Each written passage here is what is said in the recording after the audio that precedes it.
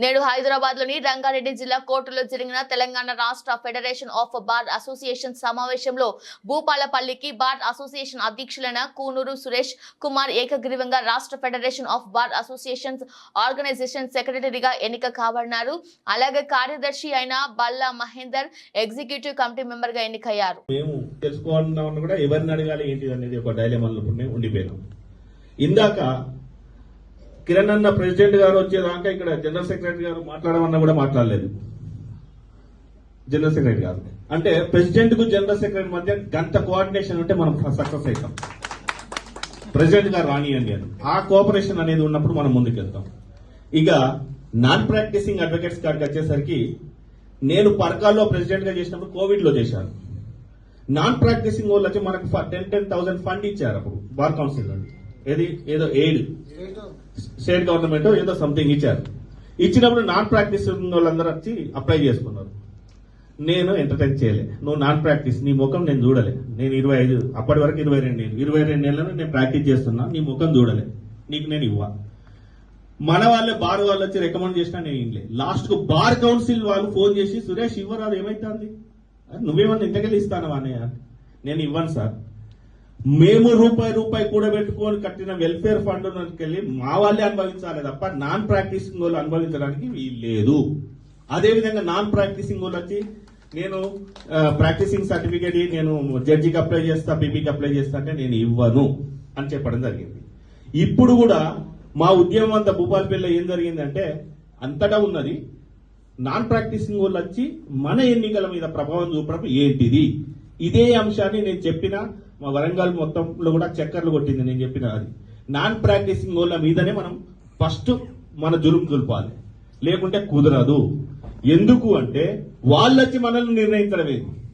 వాళ్ళని ఎందుకు ఎంటర్టైన్ చేయాలి, వాళ్ళని ఎందుకు మనం కంట్రోల్ చేయకూడదు. తెలంగాణ ఉద్యమాలు భీకరంగా జరిగినప్పుడు మీకు తెలుసు, అత్యంత చురుకైన పాత్ర అప్పటి ఉమ్మడి వరంగల్ జిల్లా న్యాయవాదులే చేసిండ్రు. మీరు అన్ని పేపర్లలో చూసింటే, చరిత్రను తిరిగేస్తే అది కనబడే విషయమే.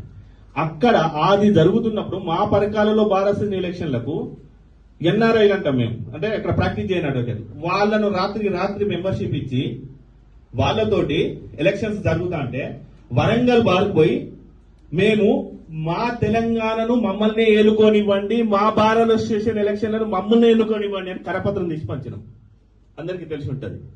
ఎందుకు అంటే తెలంగాణను మేమే ఏలుకోవాలి, ఎవరో ఏలుతాను వాళ్ళని ఏలనియద్దు, మా ప్రజలకి ఏలుకునేది ఉండాలంటే మా బారిని ఎన్నుకోవడానికి మీరెందుకు వస్తారు, మా సమస్యలు మీకేం తెలుస్తాయని మనం నాన్ ప్రాక్టీసింగ్ వాళ్ళ మీద విపరీతమైన యుద్ధం ప్రకటించినట్టుగానే ప్రచారం చెయ్యాలి. వాళ్ళకి సిగ్గుచేటుగా రావడానికి, ఎలక్షన్ రావడానికి సిగ్గుపడే విధంగా చేయాలి.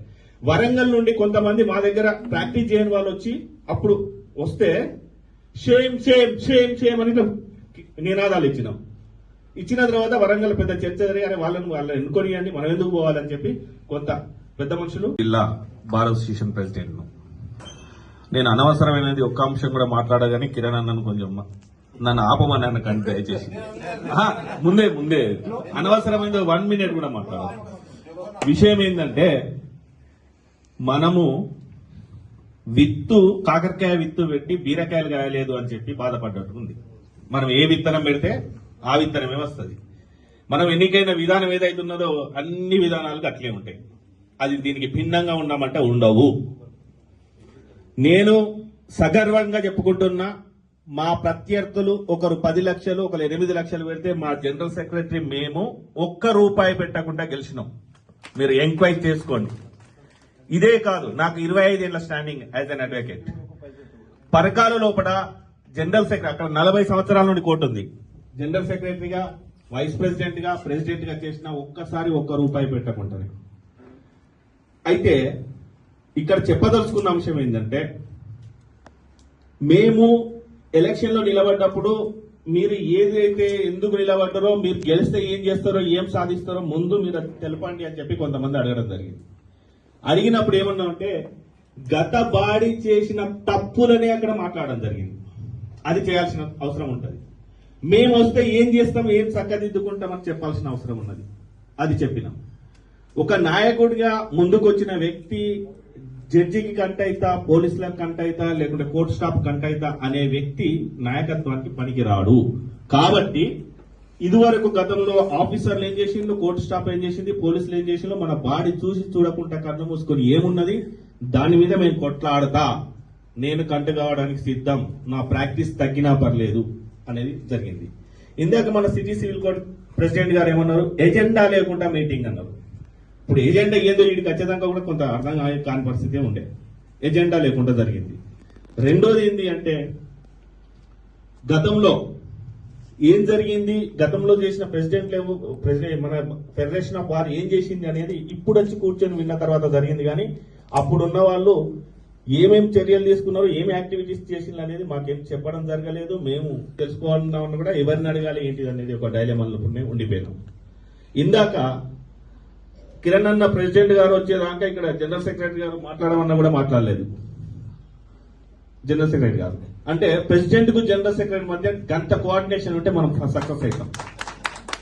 ప్రెసిడెంట్ గారు రానియండి అని ఆ కోఆపరేషన్ అనేది ఉన్నప్పుడు మనం ముందుకెళ్తాం. ఇక నాన్ ప్రాక్టీసింగ్ అడ్వకేట్స్ కాడికి వచ్చేసరికి నేను పర్కాల్లో ప్రెసిడెంట్ గా చేసినప్పుడు కోవిడ్ లో చేశాను. నాన్ ప్రాక్టీసింగ్ వాళ్ళు వచ్చి మనకు 10,000 ఫండ్ ఇచ్చారు అప్పుడు బార్ కౌన్సిల్ నుండి. ఏదో ఎయిడ్ స్టేట్ గవర్నమెంట్ ఏదో సంథింగ్ ఇచ్చారు.